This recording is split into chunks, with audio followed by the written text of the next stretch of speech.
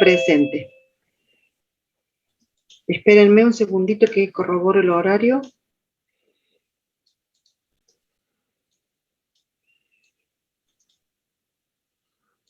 Para que puedan poner el presente.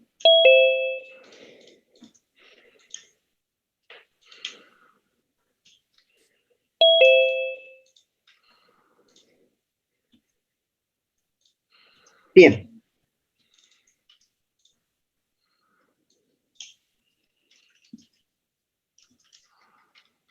Ok, ¿pueden poner el presente ya?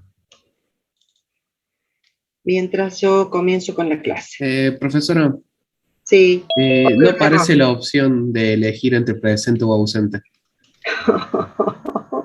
¿Por qué con ustedes se agarra la asistencia? Yo no tengo problema en los otros cursos. ¿Qué hice acá para que sea diferente? Somos el curso mañoso. Sí. A ver, a ver, a ver, a ver. Estado establecido. El estado está correcto. Hoy es 29. Son las 9:49. El horario está bien. Todos 9, profe. No, no, no, no, no, no, no. ¿Por qué?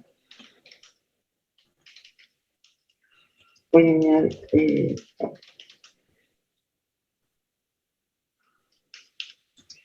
9.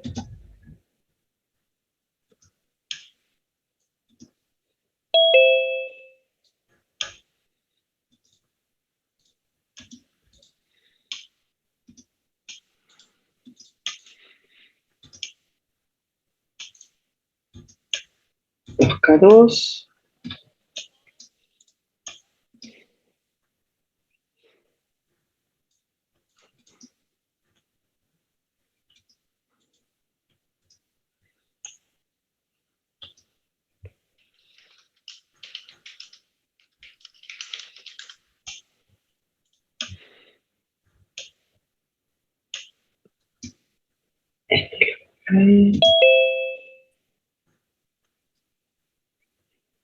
Bien, prueben ahora.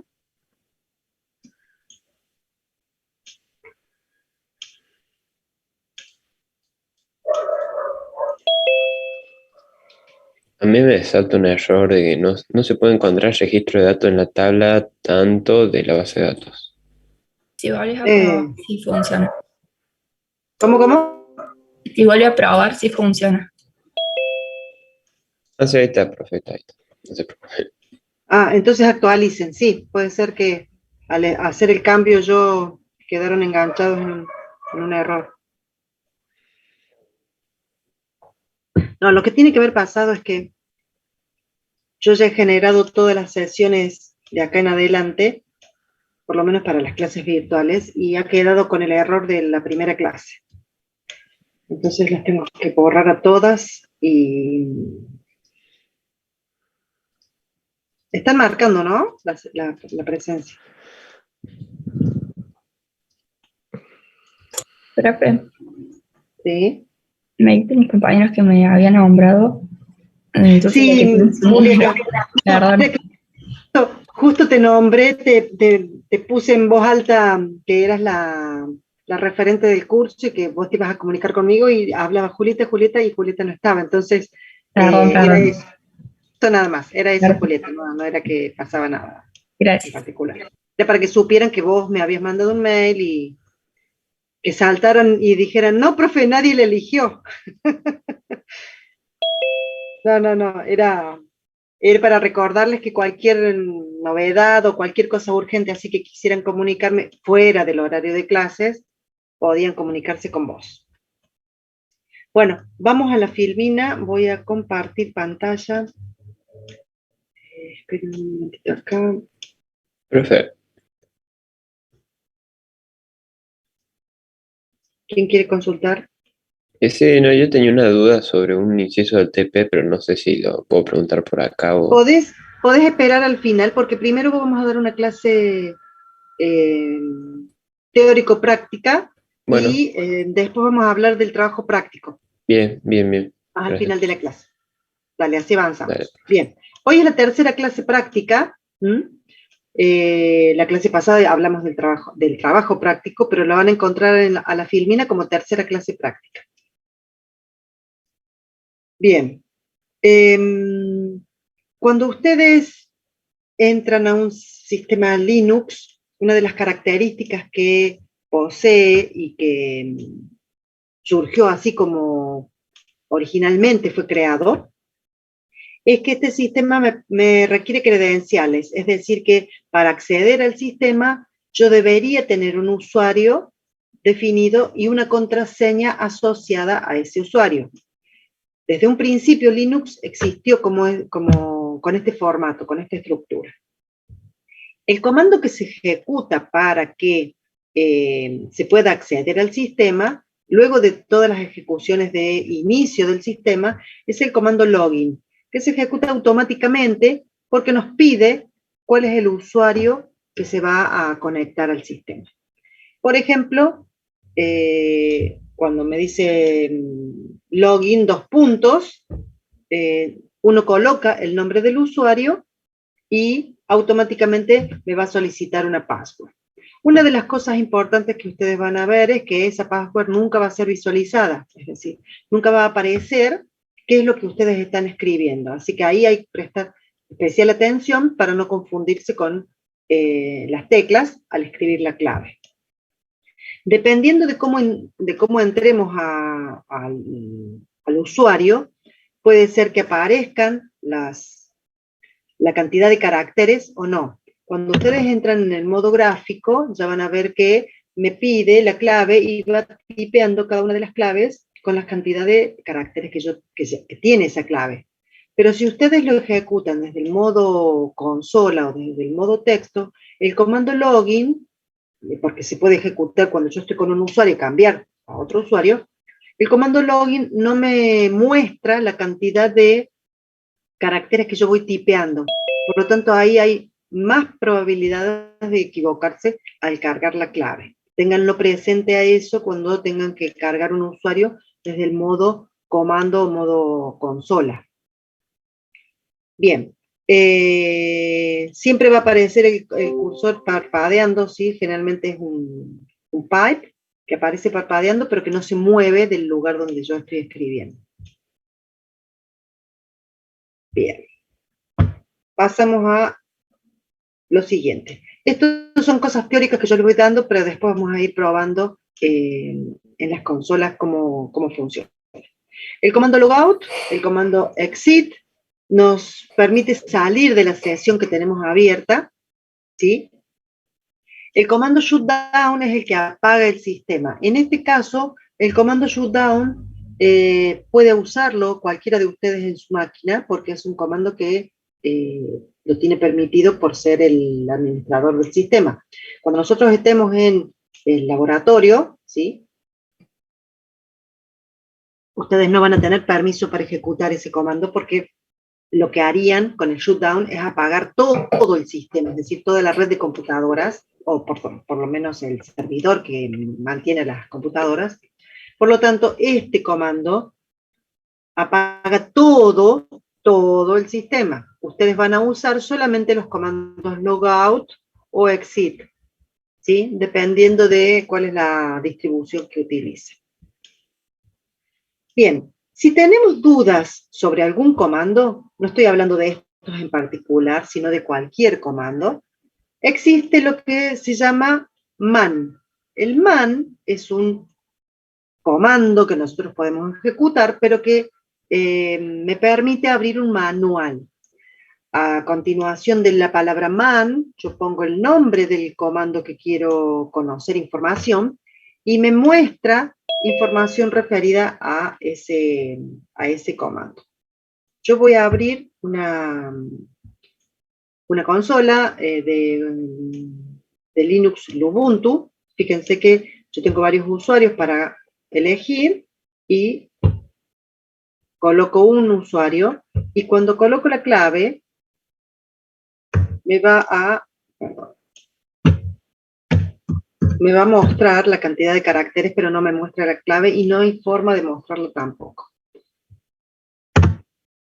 le doy Enter y me aparece esa consola. Cuando yo ejecuto el comando login, porque quiero cambiar de usuario, espero acordarme de algún usuario. Sí,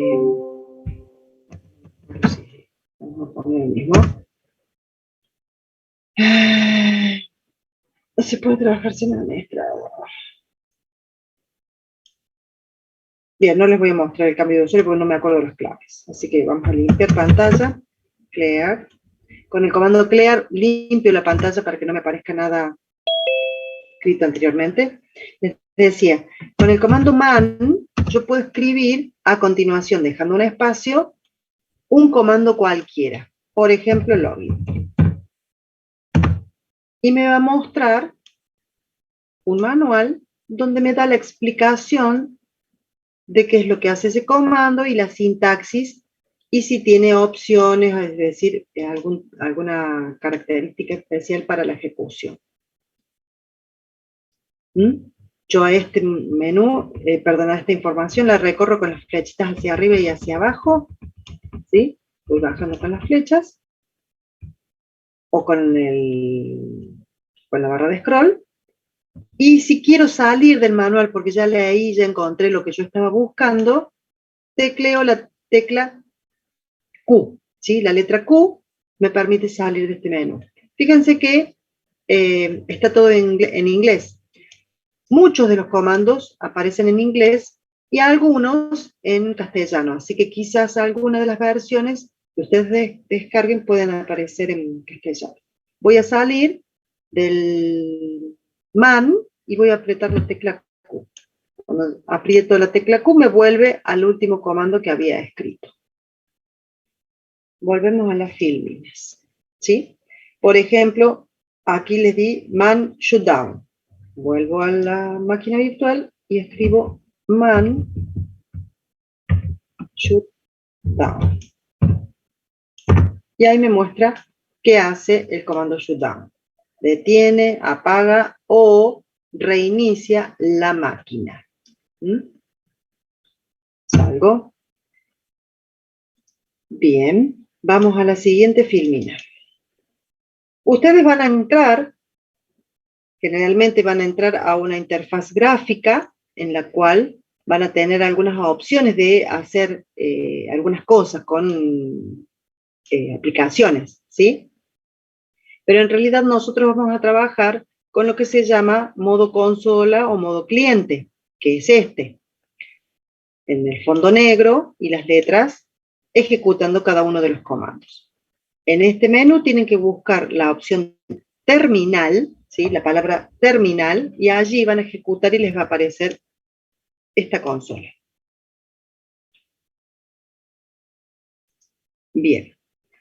Esto es importante que presten atención y lean un poquito en la bibliografía para entender, aquellos que no tienen idea de Linux. El sistema de archivo de Linux, o sea, la forma en que nosotros vemos a los archivos, carpetas o directorios de este sistema operativo, es un sistema de árbol invertido. El primer directorio que contiene a todos los demás es el directorio raíz. Se simboliza con esta barra inclinada, ¿sí? Y esa barra inclinada, que se le llama raíz, o directorio raíz, es el padre de todos los directorios. Dentro de él están todos los directorios ubicados y cada uno de esos directorios pueden ser similares a estos. Digo similares porque cada distribución agrega uno o dos más directorios diferentes.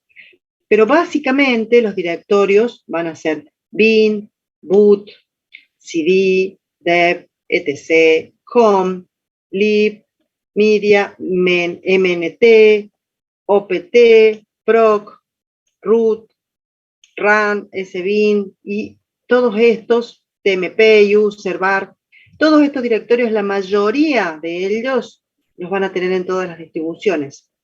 Algunas distribuciones pueden tener alguno más, alguno menos, pero básicamente son todos estos. ¿Qué tiene de particular Linux? Que cada uno de los directorios va a contener un tipo de archivo específico sobre algún tema. Por ejemplo, algo que ustedes ya deben empezar a entender es el directorio home, ¿sí? El directorio home contiene en su interior otros directorios que son los nombres de los usuarios conectados al sistema. Los usuarios, cuando se crea el usuario, automáticamente se le crea un directorio para que pueda guardar allí sus archivos. Si voy a la máquina virtual, van a ver que yo voy a moverme a la raíz, ¿sí? Eso es moverse a la raíz. Ya vamos a ver el comando cd, pero les estoy contando lo que estoy haciendo. Con el comando ls yo listo los archivos y directorios que contienen la raíz.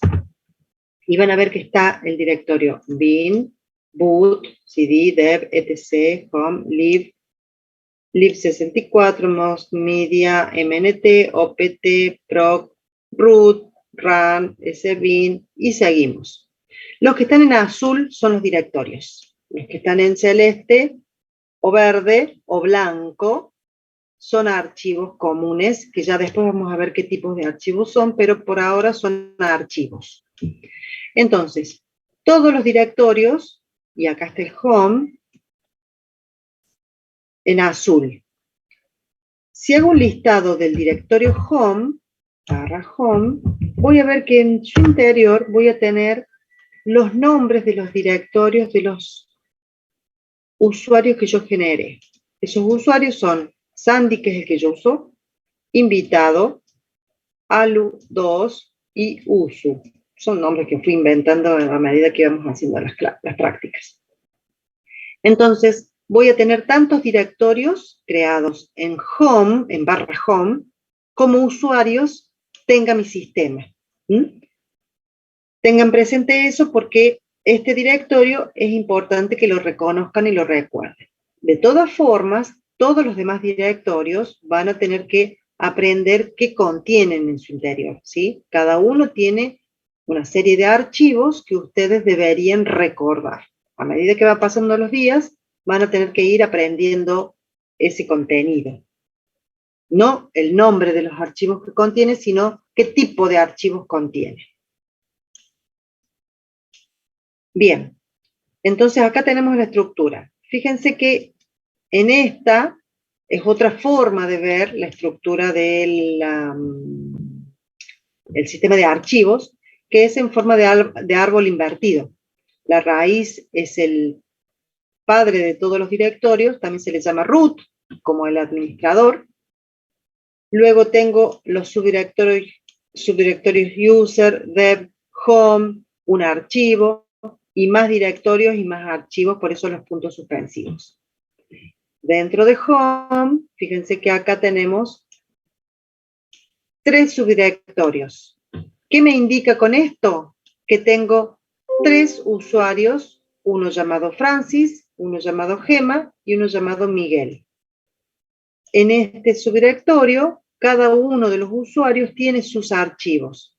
El usuario Francis tiene el subdirectorio datos, el subdirectorio public y ciertos archivos que no les puse el nombre. Pero así, cada uno de los directorios va a contener los archivos de su usuario. Bien, si yo voy a hacer un ls de barra home barra Sandy, ls lista los nombres de los archivos que contiene un directorio, me va a mostrar todo lo que tengo dentro de este directorio, que es lo mismo que acabo de hacer con ese grafiquito de árbol invertido, nada más que acá lo estamos haciendo en la consola, ¿sí? A través de un comando. Todavía no les hablé del comando, pero yo les estoy mostrando para que ustedes se vayan acostumbrando a ver de esta forma. Bien, esto sería la estructura mental que tenemos que armar y esta sería la forma en que me lo visualiza, ¿sí? ¿Hasta ahí se está entendiendo o hay algo que tenga que aclarar? Se entiende, profe. Bueno, vamos continuando. Detalles de cada carpeta. Ahí yo les hice una síntesis de qué contiene cada una de las carpetas. La carpeta raíz es el directorio raíz que contiene todos los demás. El directorio bin contiene los comandos del sistema por lo general. Son los comandos que vamos a usar como usuario común. Nosotros todos los comandos que vamos a ir ejecutando van a estar en este subdirectorio. Van a ver que ustedes, si tienen ya instalada alguna máquina virtual, puede ser que no lo tengan en el directorio bin, sino en el directorio /user bin, es decir, usr/bin. Puede estar en bin o puede estar en user bin, los comandos del sistema. Después tenemos el subdirectorio boot para inicio del sistema, CD para los CD-ROM, dev para los demás dispositivos del sistema, etc. para los archivos de configuración, y así a medida que van leyendo cada uno de estos directorios van a ver que cada uno contiene un tipo de información específica. Deberían más o menos ir leyéndolos y familiarizándose con ellos. Aquí hay más, ¿sí? Y seguimos. No voy a hacer hincapié yo sobre esto, ¿por qué? Porque yo se los voy a leer y dentro de 5 minutos ya se van a olvidar lo que les dije.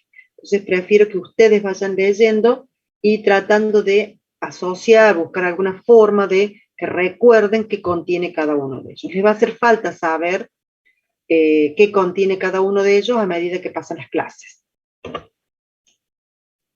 Bien. La estructura de la línea de comandos. Esto sería la forma en que nosotros vamos a ir escribiendo en esta consola, ¿sí? Ustedes vieron que yo fui escribiendo comandos y iban apareciendo información. Bueno, lo primero que voy a hacer es limpiar la pantalla con Clear para que me quede la pantalla en limpio y no tenga que perderme entre toda esa maraña de caracteres que me aparece. Entonces, la estructura de la línea de comandos es el nombre del comando con minúscula, las opciones que a su vez son opcionales, porque no todos los comandos llevan opciones, hay comandos que necesitan opciones y hay comandos que no, y los argumentos. Por ejemplo, el comando ls, yo usé recién el comando ls. Ese comando me hace un listado del contenido de un directorio. Bien, el comando ls tiene muchas opciones. Una de las que más usamos es la opción "-l". Todas las opciones van con el signo menos. El 99% de los comandos lleva el signo menos en las opciones. Hay unos pocos que no llevan el guión o el signo menos, ¿sí? Pero la mayoría de las opciones llevan el signo menos. Entonces, si yo pongo "-l", lo que va a hacer es un listado muy detallado. Si yo no le pongo la opción "-l", me da solamente el nombre de los archivos. El argumento es el dato que puede ir cambiando de acuerdo a lo que quiero mostrar. /bin es un directorio. Eso es un argumento que yo le paso al comando ls con la opción "-l". Entonces, el comando queda armado de la siguiente forma.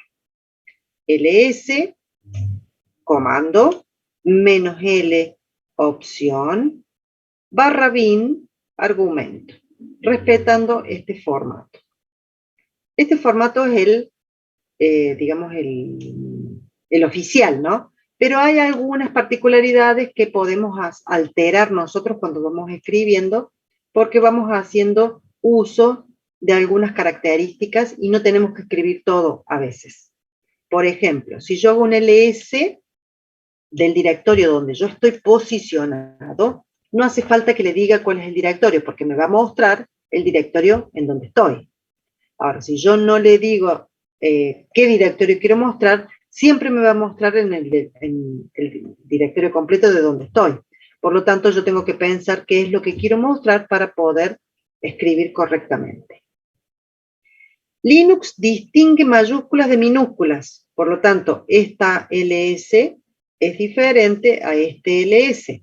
¿Sí? No reconoce, reconoce las mayúsculas y las diferencias de las minúsculas.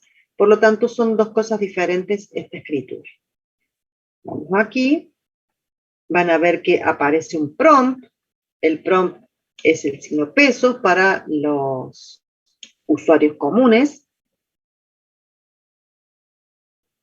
Y a continuación, yo tengo un cursor, que es el que me permite ir escribiendo, y escribo el comando. ls, puedo escribir sin la opción, y voy a poner barra com, y fíjense que me muestra los 3 directorios que yo contengo, que contiene el directorio home. Ahora, si yo pongo ls-l barra home, me va a mostrar la misma información de directorios, fíjense, halo, invitado, Sandy y uso, pero me va a mostrar otra información extra que es atributos de esos directorios.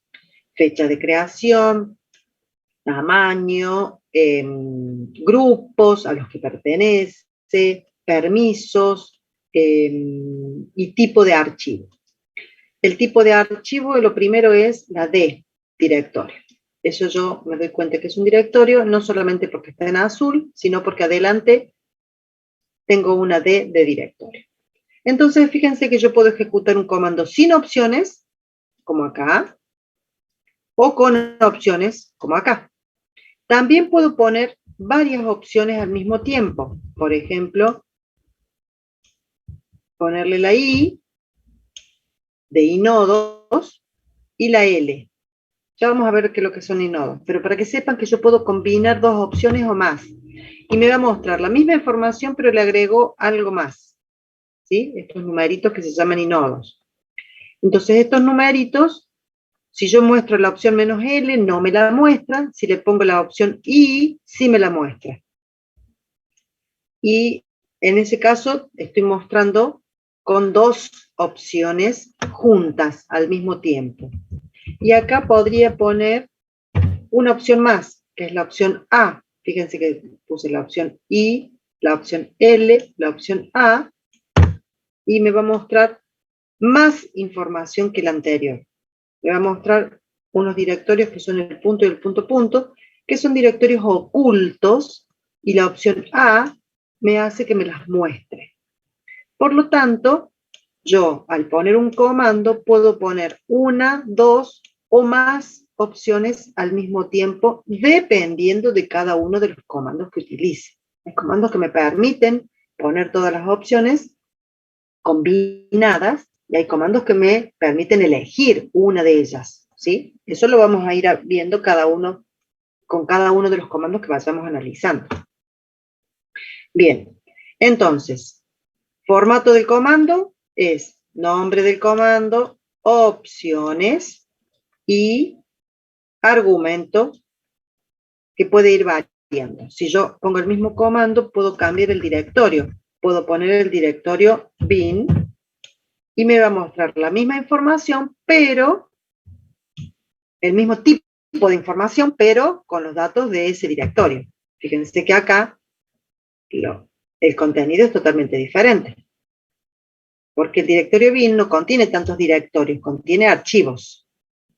Acá vamos a comparar. Este es el directorio home, que me muestra los directorios y sus características o atributos. Y este es el directorio bin, que tiene archivos, 2 directorios ocultos y el mismo tipo de información. Tipos, pero no la misma información. ¿Estamos? ¿Me van siguiendo hasta acá? Sí, profe, tengo una duda. Sí, dale. ¿Se puede intercambiar el orden? Es decir, poner menos LI o menos... Sí. Bien. Yo puse ILA, pero podés poner -L, A, I, o menos A, L, I, o sea, el Claro. orden de esas opciones, en este caso no afecta.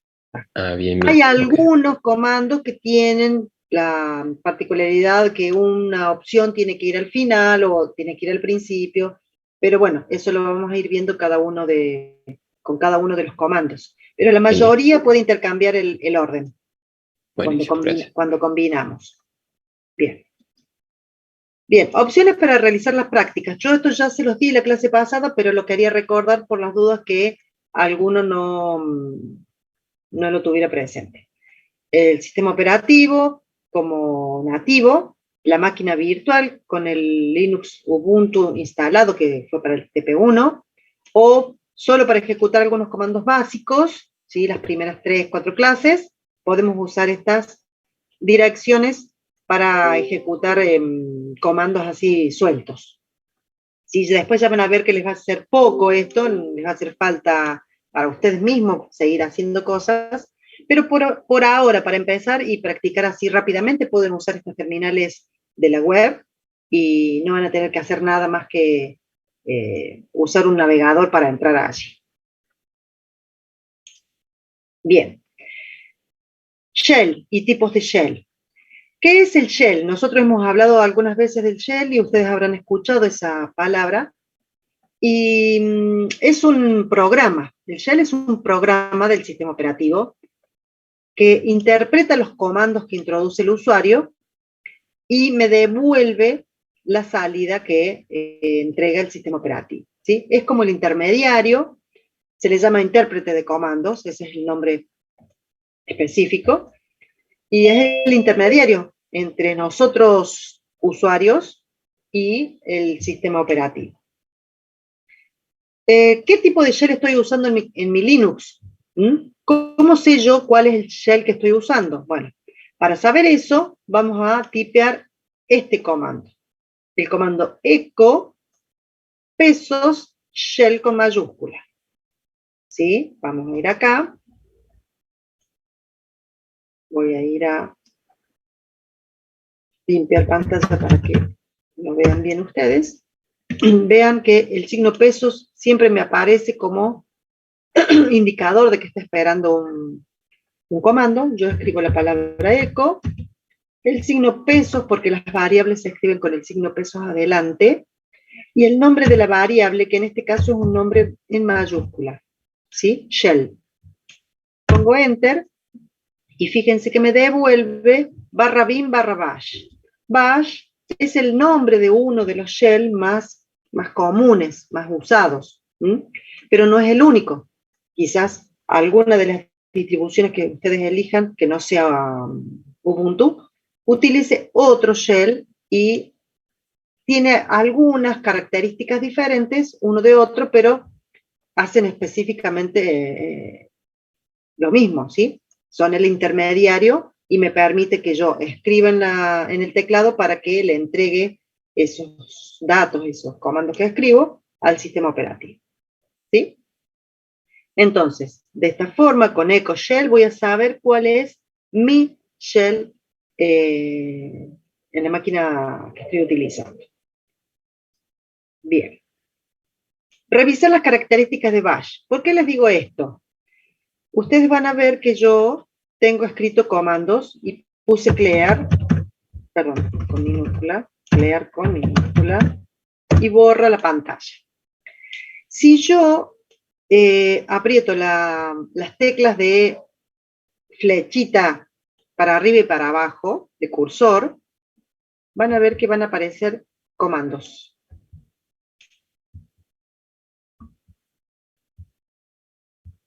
¿Ven que van cambiando los comandos?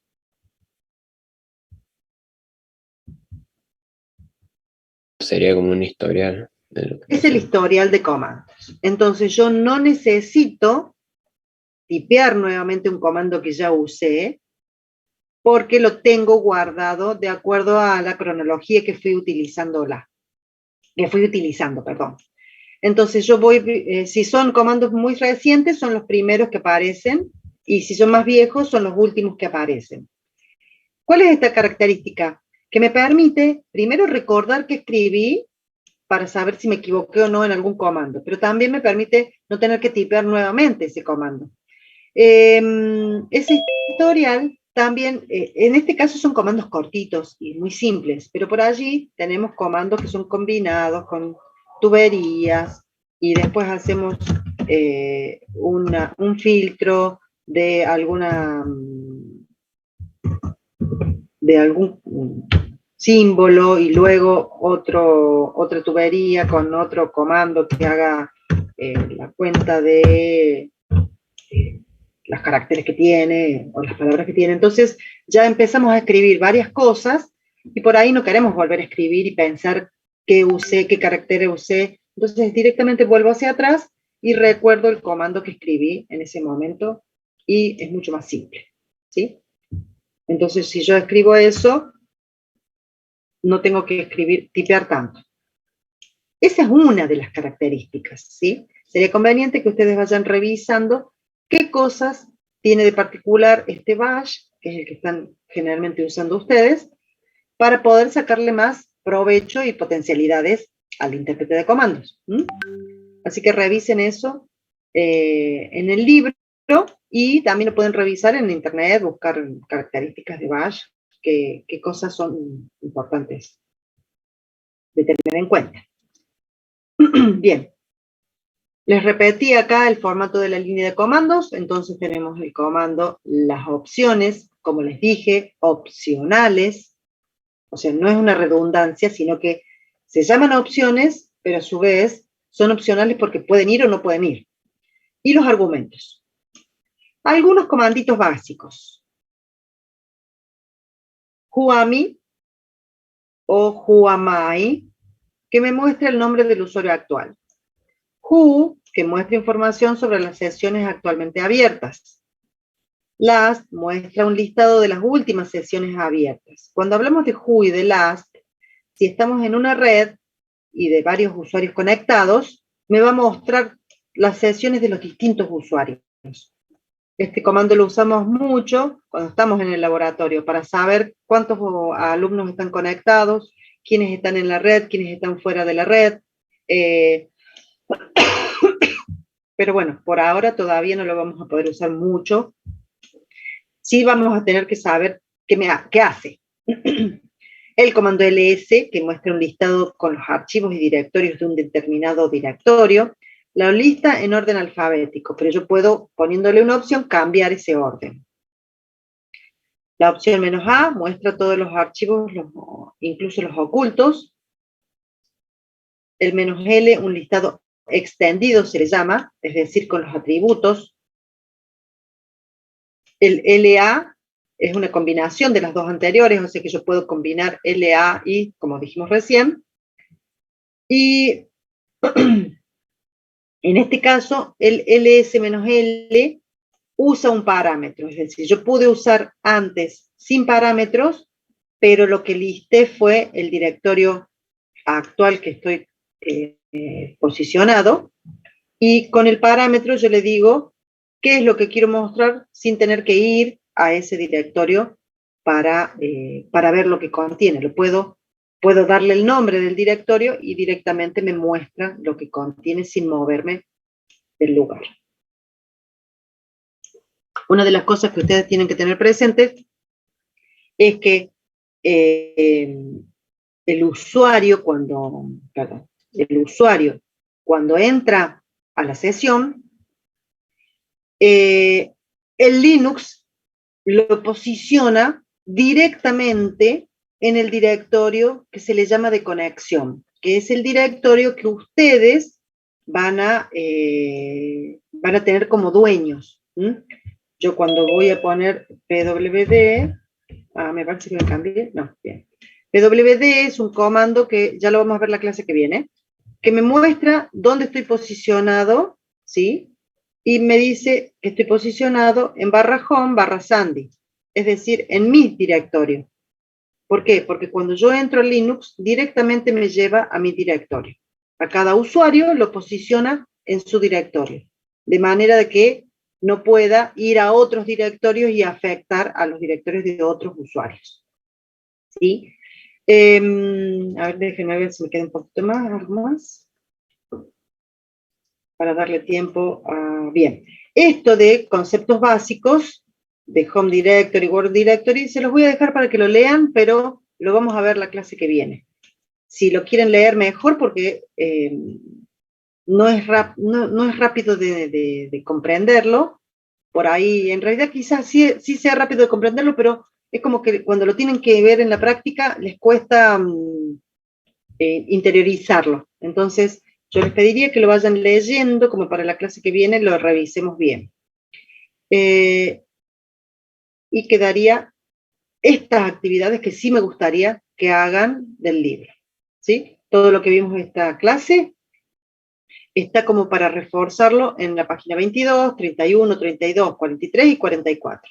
Son pequeñas actividades del libro que no se las voy a dar para hacer en clase, porque las pueden hacer en casa en el momento que ustedes consideren apropiado, pero sí antes de la clase que viene. ¿Mm? Bien, te dejo, Germán, para que te alcance el tiempo para dar la parte de instalación. Bueno. Antes de que comiences, perdóname. ¿Alguna consulta, chicos? No, profe. Bien, esta filmina ya se las estoy subiendo para que la tengan en la de clases. Dejo de compartir.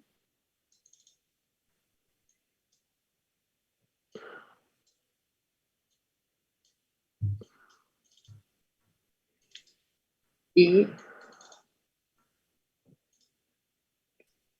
Bueno.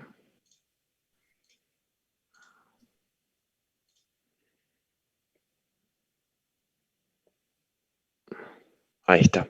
¿Están viendo? Sí, sí. Bueno, vamos a ver ahora la parte 2 de la clase pasada. Mejor dicho, esto es información que les va a permitir a ustedes completar la parte 2 del trabajo práctico 1. Creo que había alguna duda del TP1. Terminado esto, de última háganla ahí, no hay problema. La parte 2 se refiere a la instalación de paquetes en Ubuntu. La parte 1, ¿se acuerdan? Era la instalación de la máquina virtual y la instalación de Ubuntu. Ahora vamos a ver instalación de paquetes en Ubuntu, es decir, ya tendrían que haber completado la parte 1 para poder avanzar con la parte 2. Básicamente, podemos decir de que existen 3 formas de instalar paquetes en Linux.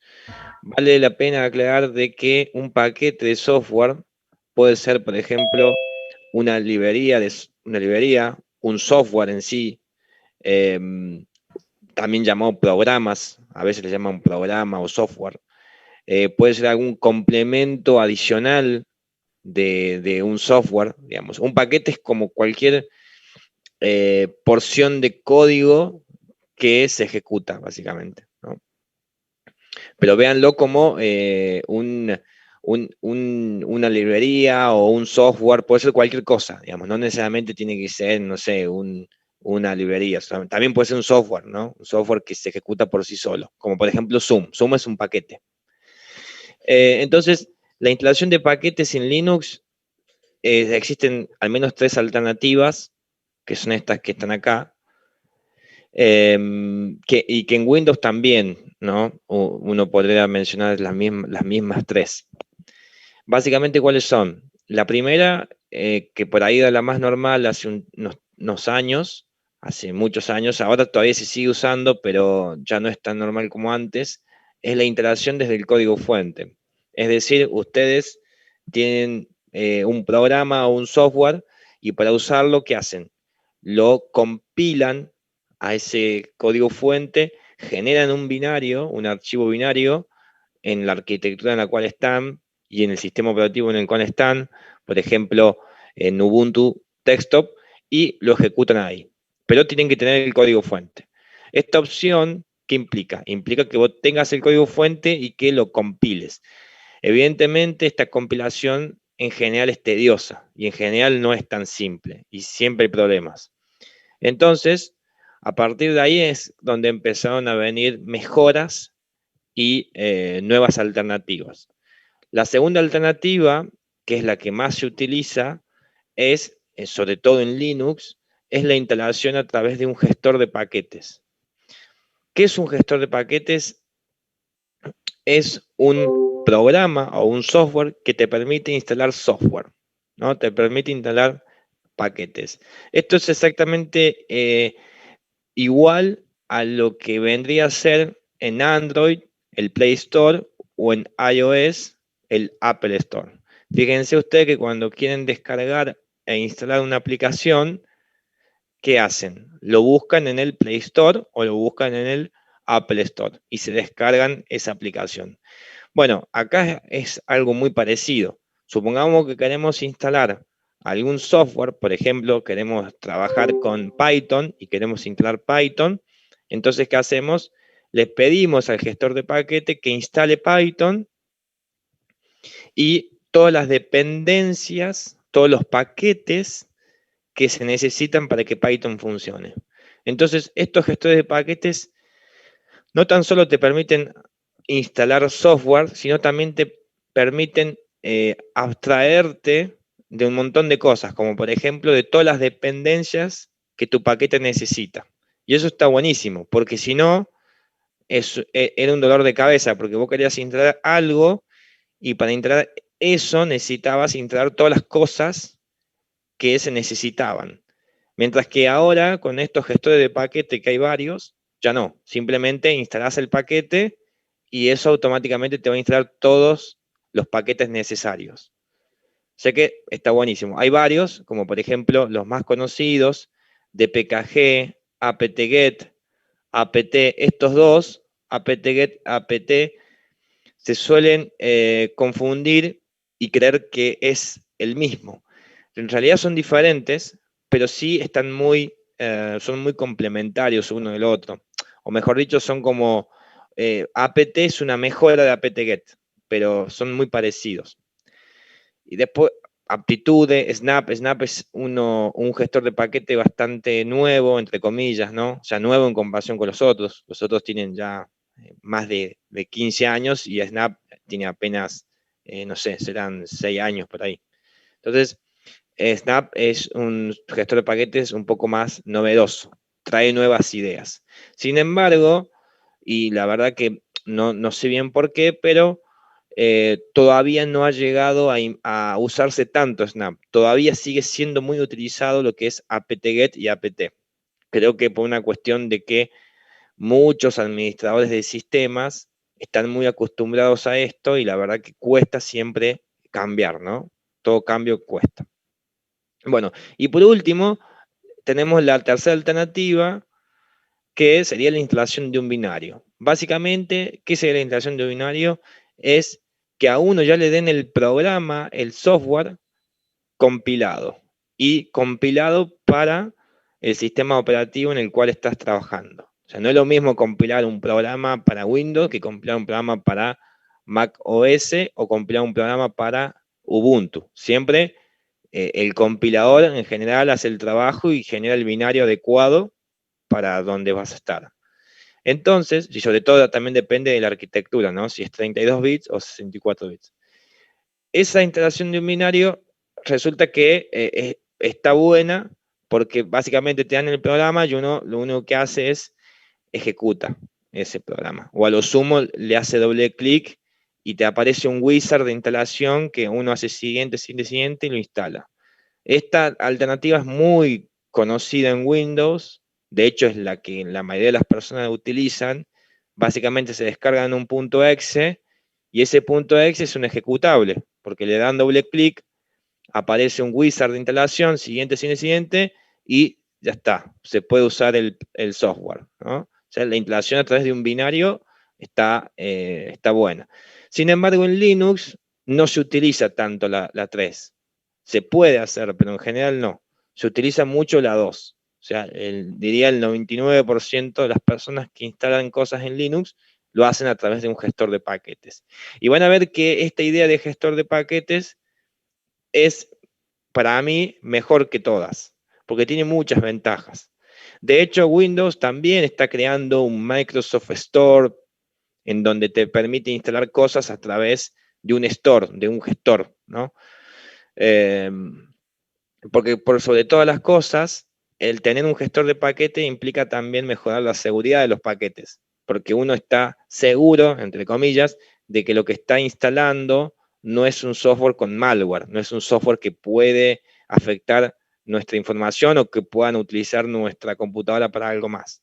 ¿Se entiende? Entonces, por eso también los gestores de paquetes han logrado imponerse frente a las otras alternativas. Obviamente el código fuente también es bastante bueno, pero necesitas muchos conocimientos técnicos para hacerlo. Bueno, de gestores de paquetes, les puedo mencionar estos 7. Hay algunos que son de otras distribuciones, no son de las basadas en Debian. Ubuntu está basado en Debian. De Ubuntu tenemos, por ejemplo, dpkg, apt-get y apt. Estos 3 son los que vamos a ver ahora, en un ratito. El resto no lo vamos a ver, pero les queda acá el listado por si a alguno le interesa, después lo puede investigar. Por ejemplo, el gestor de paquete Yum no viene por default en Ubuntu, es un gestor de paquete para otras distribuciones. Cada distribución a veces tiene su propio gestor de paquetes, ¿no? Bien, en cuanto a lo que es dpkg, dpkg es el gestor de paquetes más básico y mínimo que pueda existir. De hecho, muchos lo consideran casi como que no es un gestor de paquetes. ¿Por qué? Porque es el primer gestor de paquetes que apareció en Linux allá por los años 90. Y es un gestor de paquetes muy simple. Básicamente, para que este gestor de paquetes funcione, uno tiene que tener a disposición el archivo .deb que querés instalar. O sea, este gestor de paquetes funciona así. Vos querés instalar algo, él te dice, bueno, yo necesito un archivo .deb. Un archivo .deb es un archivo especial que adentro tiene un software, ¿no? Entonces, para instalar el software que está acá adentro, lo tenés que hacer con dpkg. Por ejemplo, si uno busca y descarga Google Chrome, imagínense que ustedes entran a Ubuntu, o sea, instalan Ubuntu, por default Ubuntu viene con Firefox. Entonces, abren Firefox y ponen Google Chrome, descargar Google Chrome, y Google Chrome lo que te da en Linux es la posibilidad de descargar un .deb, un archivo deb. Si ustedes descargaran ese archivo deb, se podrían preguntar, bueno, ¿cómo lo instalo? O sea, ¿cómo lo ejecuto el Google Chrome? Porque tengo un archivo deb. Bueno, para ejecutarlo, ustedes tienen que ejecutar esta línea de comando. dpkg-i y el nombre del archivo deb. Obviamente lo tienen que buscar. Recién la profe ahí les comentó cómo avanzar entre directorios, porque normalmente cuando uno descarga un archivo va a ir a parar en el directorio descargas. Entonces, ustedes lo que tienen que hacer es moverse al directorio de descargas y de ahí ejecutar esto. Y esto que va a hacer, le va a instalar Google Chrome desde el archivo dev, ¿no? Esta es una alternativa. Esto es utilizando dpkg. Ya enseguida vamos a ver apt-get, que es el método más común para hacer esto. Si uno quisiera eliminar, supónganse que instalan Google Chrome, después lo quieren eliminar, bueno, dpkg te da una alternativa con "-r". dpkg-r, y si uno todavía conserva el archivo deb, lo va a poder eliminar. Si lo eliminaste al archivo deb, porque una vez que lo instalaste, vos podés eliminar este archivo deb, después va a ser un problema la eliminación, porque no es tan simple eliminar tenés que saber dónde se instaló y demás. Mientras que si vos conservas el deb, lo podés eliminar fácilmente. Y por último, para listar todos los paquetes que se instalaron con dpkg, podés hacer dpkg-l. Bien, este dpkg en general no lo utilizas, o sea, esa es la realidad. O sea, es raro cuando tiene que ser cosas muy puntuales, como por ejemplo la instalación de Google Chrome y algunos programas más. De hecho, Google Chrome también se puede instalar con apt-get, pero es muy puntual los casos en los que uno utiliza dpkg. En general, uno utiliza lo que es apt-get, ¿no? apt-get en realidad es un programa que funciona sobre dpkg, o sea, es como que utiliza toda la funcionalidad de DPKG, pero la mejora, ¿no? La mejora e incluso te permite, por ejemplo, buscar paquetes. Ahora les voy a explicar qué es esto. apt-get funciona de la siguiente forma. Ustedes tienen su Ubuntu, ¿no?, enlazado a repositorios, ¿no?, almacenes, ¿no?, almacenes de software.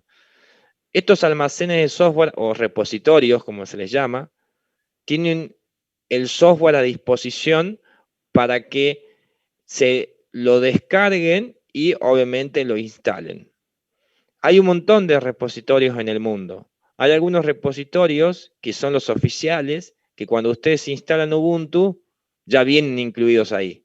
Sin embargo, hay repositorios que no son los oficiales de Ubuntu, pero que ustedes lo pueden enlazar para descargar software de ese repositorio. Por ejemplo, la Universidad Nacional de Córdoba tiene un repositorio de Ubuntu, en donde allí tienen software de Ubuntu, ¿no? Obviamente, uno se podría preguntar, bueno, ¿el software que tiene es actualizado? ¿Está libre de malware? Bueno, eso va a depender de la institución o de la persona que maneja el repositorio. Eso va a depender de la confianza que uno tenga en el que esté manejando el repositorio. Y uno básicamente puede cambiar los repositorios, agregar nuevos repositorios, pero ¿qué pasa? Normalmente uno utiliza los oficiales, salvo en situaciones que necesites agregar uno nuevo, ¿no? Porque hay un software que lo necesitas y no está en los repositorios oficiales, y bueno, entonces lo agregás. ¿Cómo agregas eso? En este archivo. En este archivo uno puede configurar los repositorios. En esta materia no vemos la configuración de repositorios porque excede un poco el alcance. Sin embargo, ustedes lo pueden hacer desde acá, ¿no? Y cualquier cosa, el que lo quiera hacer también me puede preguntar sin ningún tipo de problema. Pero en el trabajo práctico no les vamos a pedir cambiar los repositorios. De hecho, ustedes van a tener que usar los que vienen por default y se olvidan del tema. Ni siquiera tienen que hacer nada. O sea, cuando Ubuntu ya se instala con repositorios oficiales y listo. Ya está se configura bien por default. Pero bueno, esto es un poco para que ustedes sepan cómo funciona. Entonces, apt-get viene con otro programa que se llama apt-cache. Este otro programa, que es como un complemento a apt-get, le permite a uno como usuario de Ubuntu buscar software. Imagínense que ustedes quieren instalar, no sé, Java, entonces ¿qué hacen? apt-cache search Java. Enseguida lo vamos a ver bien, pero uno puede buscar software en los repositorios a través de una palabra. Entonces eso te permite a vos decir, bueno, quiero instalar Java. Y te va a aparecer el listado de todos los software que están relacionados con Java. Básicamente, ¿qué hace apt-cache? Busca en los repositorios que uno tiene configurado, ¿no? Bien, entonces, ¿cómo se instala un programa o un software o un paquete? Bueno, para instalar un paquete se tiene que hacer de esta forma: apt-get install y el nombre del paquete. Una aclaración, dos aclaraciones. La primera es que este apt-get install sí o sí va a funcionar si le anteponemos la palabra sudo. La palabra sudo, se lo escribo acá en el chat, es una palabra que, se lo mandé por privado a no sé quién. Ahí está. La palabra sudo es una palabra especial, es un comando en realidad, que les permite a ustedes ser administrador, o sea, ser root. Ya lo vamos a ver más adelante, pero para que ustedes puedan avanzar con el trabajo práctico, me tienen que crear y hacerlo. Ya tienen que hacer sudo apt-get install y el nombre del paquete. ¿Cómo saben el nombre del paquete? Bueno, o lo buscan con apt-cache search, que ya lo vamos a ver en la siguiente filmina, o lo buscan, o bien alguien más se los dice. Supongamos que ustedes quieren descargar e instalar, no sé, el Docker, por ejemplo, que es un paquete muy conocido. Ustedes lo buscan en internet, entran a la página oficial de Docker y ahí les dice: para instalar Docker, instala este paquete, y te da el nombre del paquete. Entonces, ya al saber el nombre del paquete, ustedes vienen acá y lo ponen. En el trabajo práctico, nosotros les damos los nombres de paquetes que tienen que instalar. Entonces ustedes lo único que tienen que hacer es sudo apt-get install y el nombre del paquete. Si yo lo quisiera eliminar al paquete, bueno, en vez de install, remove. Así de simple. Sudo apt-get remove, nombre de paquete. Ahora bien, a veces en una eliminación no elimina los archivos de configuración del paquete. A veces los paquetes agregan archivos de configuración. A veces sí y a veces no. Hay paquetes que no agregan nada. Supongamos que nosotros queremos eliminar esos archivos de configuración del paquete. Directamente con pur eliminamos todos los archivos de configuración. Y ahí sí, efectivamente, desaparece todo lo relacionado a ese paquete. Si uno le hace remove, puede ser que los archivos de configuración queden, ¿no? Ese detalle hay que tenerlo en cuenta. Entonces con pur eliminas absolutamente todo ese paquete y te olvidas. El remove te pueden quedar los archivos de configuración. ¿Cómo buscas? Para buscar un paquete lo puedes hacer de esta forma. apt-cache search, como les mencionaba recién, y la palabra clave. Acá, cualquier palabra o palabras que pongan, esto lo va a buscar en los repositorios y te va a dar listado de todos los paquetes que existen con eso. Por ejemplo, apt-cache search Ruby. Yo ahora le voy a hacer un ejemplo para que ustedes vean. Voy a abrir la terminal. Acá.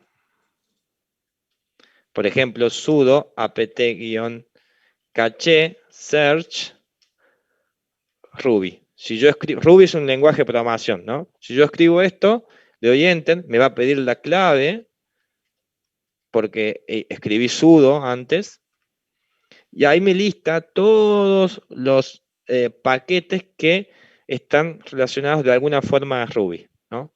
Y obviamente acá ya tengo el nombre del paquete. Yo lo puedo buscar e instalarlo. Normalmente, para saber el nombre del paquete, lo buscas siempre en internet, a través de Google, por ejemplo. Vas a la página oficial del paquete y ahí tomas el nombre. Normalmente haces eso.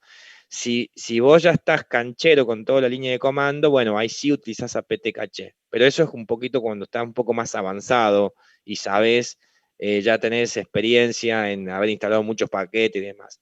Tengan en cuenta que si uno instala, por ejemplo, no sé, multi-Ruby, que la verdad que perdón, este no es por ejemplo, Ruby CentTest, ¿no? Si uno instala este paquete, tengan en cuenta que les puede instalar más paquetes. O sea, todos los paquetes necesarios para que este funcione bien van a ser instalados. Eso tenganlo en cuenta.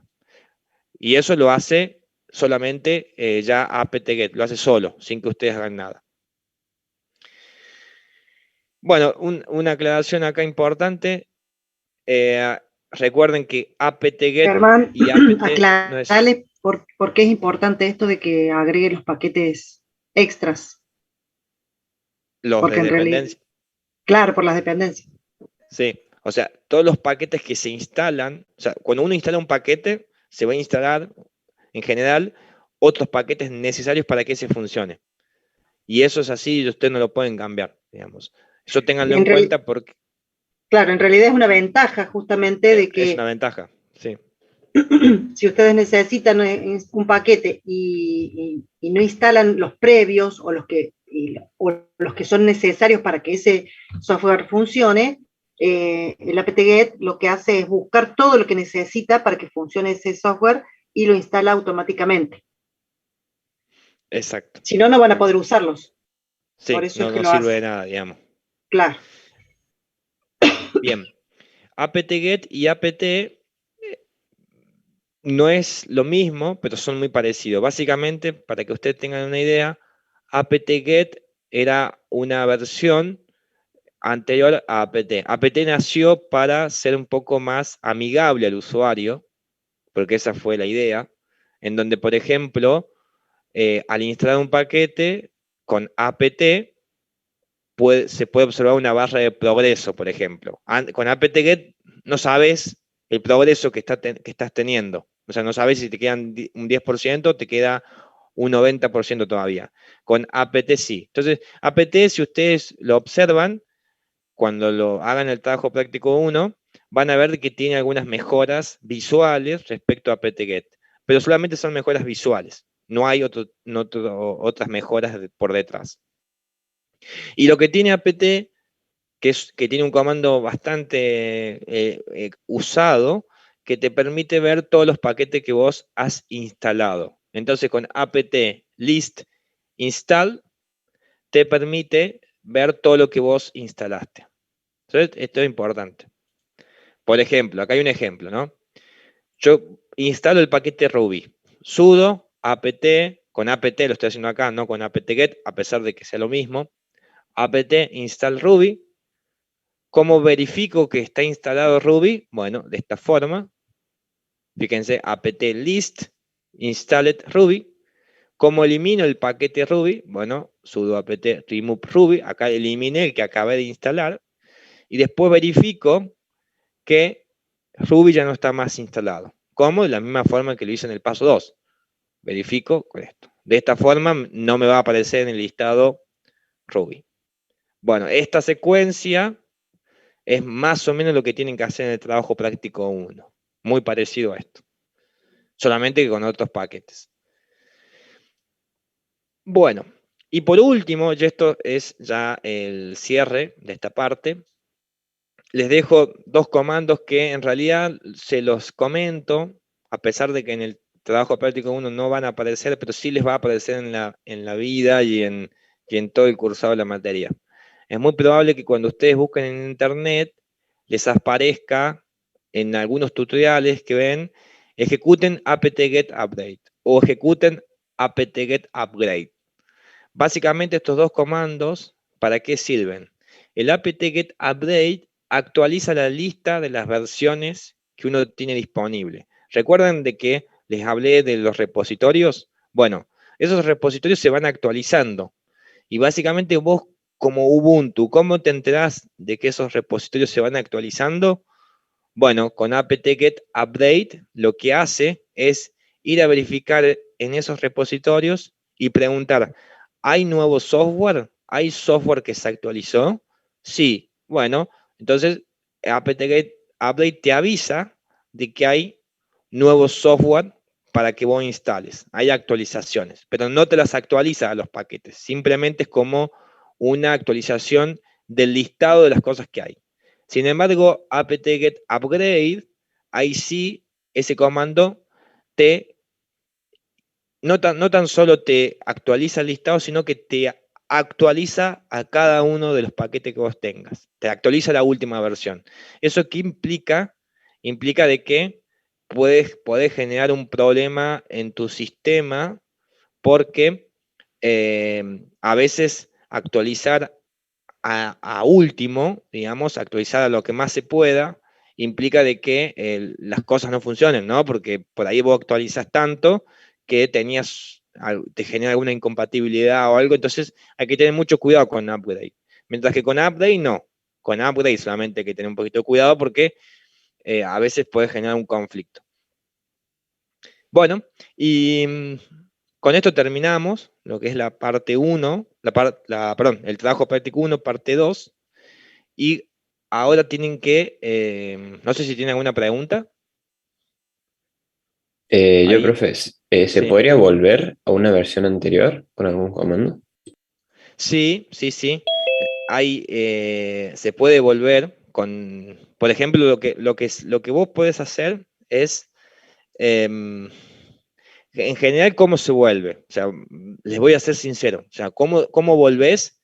En general, eliminás con remove, no con purge, recuerdan acá, con remove, no con purge, porque si eliminás con purge vas a eliminar archivos de configuración y después volvés a configurar el repositorio que querías tener antes. Por ejemplo, ¿qué suele pasar? Por ejemplo, vos instalaste del repositorio 1 el paquete, ¿no? Pero resulta que del repositorio 1 el paquete está mucho más actualizado de lo que vos necesitas. Entonces, buscás en internet y decís, no, mira, el paquete que yo necesito, la versión que yo necesito está en el repositorio 2, en otro repositorio. Entonces, ¿qué haces? Desinstalás el paquete que instalaste mal, demasiado actualizado, configurás el repositorio 2 y lo instalás desde el repositorio 2. Eso que yo le estoy contando es muy común en la administración de servidores. En la administración de servidores, ¿no? En la administración de su Ubuntu desktop no les va a hacer falta nunca, de hecho, o sea, tiene que ser algo muy puntual. Pero en los servidores sí es bastante común hacer esos cambios, ¿no? Eliminé uno, cambié de repositorio y lo instalé desde otro repositorio que tenía versiones más viejas. Porque ¿qué pasa? Los oficiales te van actualizando el software y a veces uno no llega al ritmo ese, entonces necesitas versiones más viejas. Entonces, ¿qué haces? Buscar repositorios que te permitan instalar versiones más viejas. Eso es bastante común. Bueno, Bien. no sé si hay otra pregunta. Sí, no, yo me quedé con, perdón que vuelvo pronto no, pero eh, por ejemplo, si yo instalo Python, ¿no? Eh, ¿Esa misma instalación me va a instalar algún compilador o algo así, algún intérprete? ¿O cómo sería? Porque Si en vos instalás, por teoría, ejemplo, sí, sí.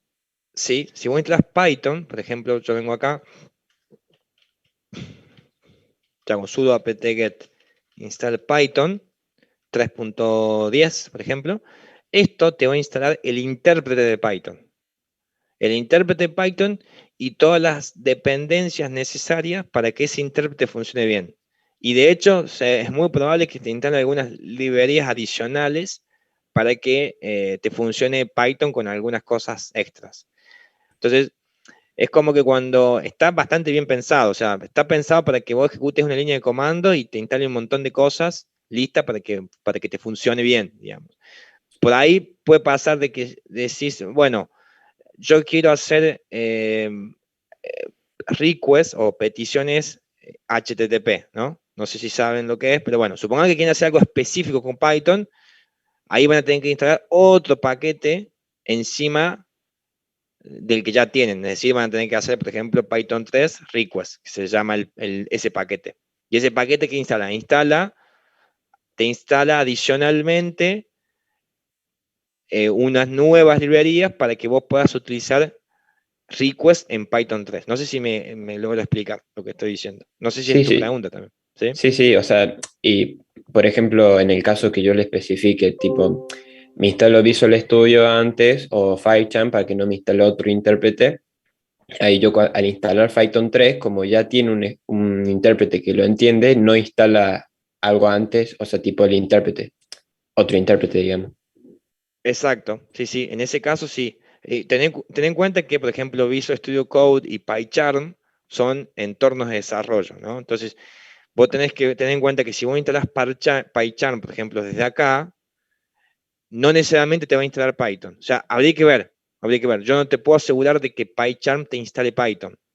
Puede ser que sí o puede ser que no. Eso va a depender de los que han configurado los repositorios de Ubuntu. Capaz que si vos instalás o si instalás Visual Studio Code, capaz que te instale Python o capaz que no, ¿no? Si no te instala Python, bueno, vos vas a tener que instalar Python por otro lado, digamos. O sea, no necesariamente te lo va a instalar, porque no sé si es una dependencia, digamos, que se necesite. ¿Se Claro, entiende lo que claro. digo? Sí, sí, sí, sí, entiendo. Muchas gracias. Ah, em, bueno, hay un cuestionario que tienen que completar. Ah, sí, sí, sí. Ahí vuelvo yo. Estaba revisando eso. 2K2 práctico, A ver si, cuestionario no sé, práctico. el No, horario no quiero ver. entran hasta que... Sí, Ah, creo que sí, ya está listo. Déjenme ver el sí, horario que le puse, pero... a las 11, sí, sí, sí, está Sí, listo. perfecto. Pueden entrar entonces. Ah, no, no pueden entrar porque no lo están viendo. Esperen que lo muestre. Mostrar. Bueno, pueden contestar este cuestionario que tiene que ver con la clase de hoy. Y ya con eso terminamos la clase de hoy. Si tienen alguna consulta, nos quedamos y si no, se pueden desconectar.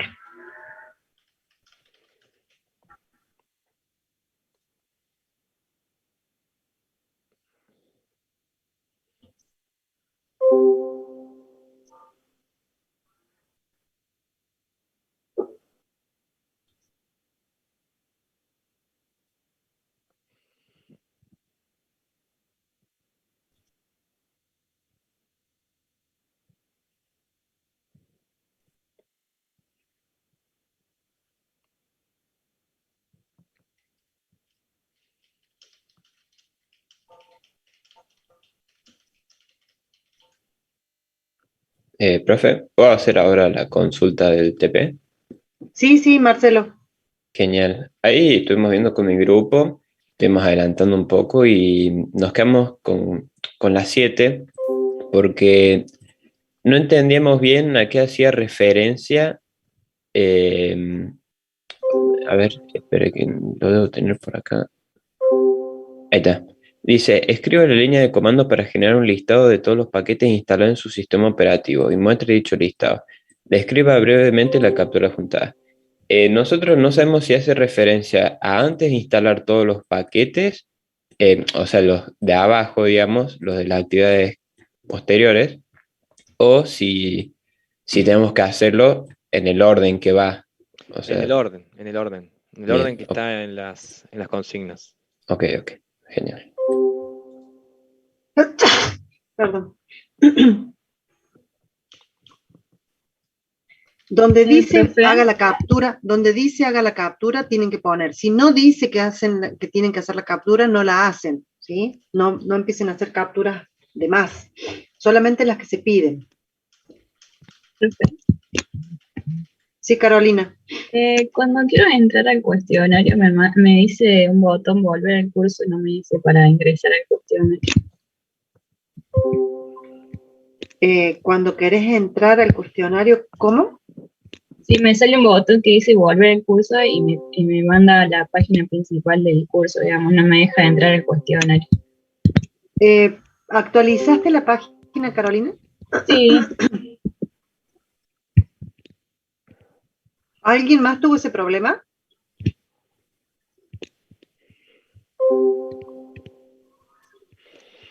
Voy a mirar a ver qué.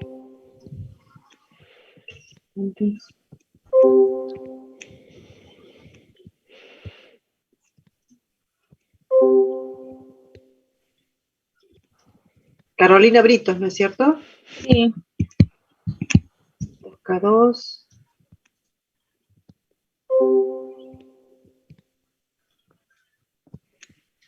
¿Estás en el celular, Carolina? No, no. Podría intentar con el celular. O sea, que no, justamente pensé que por el celular te podía dar problemas, pero no te veo, estás en el grupo, estás cargada, o sea, matriculada, te corresponde al grupo, o sea, no encuentro ningún Sí, error en eh, tu acceso, no encuentro error para que te salga así.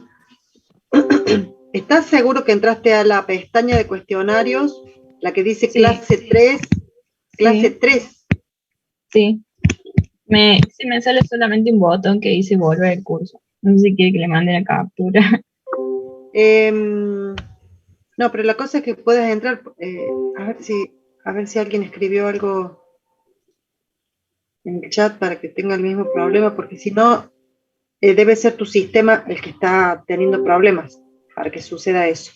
Porque nadie Ahí me... de celular sí me deja, pero de la computadora ahora lo resuelvo de acá. Entonces, ¿sabes qué? Puede ser que en la computadora no está permitiendo alguna ventana emergente, quizás. Sí, es raro porque ya en la clase pasada lo hice bien. ¿Lo No pudiste sé. hacer la clase pasada? Claro, sí. Eh, bueno, no, entonces es tu compu la que está Sí, teniendo ya me había problemas. fijado. Sí. Trata de hacerlo Ahí, así. No, porque de acá no es y todos los demás chicos han podido, o sea, nosotros no hacemos individualmente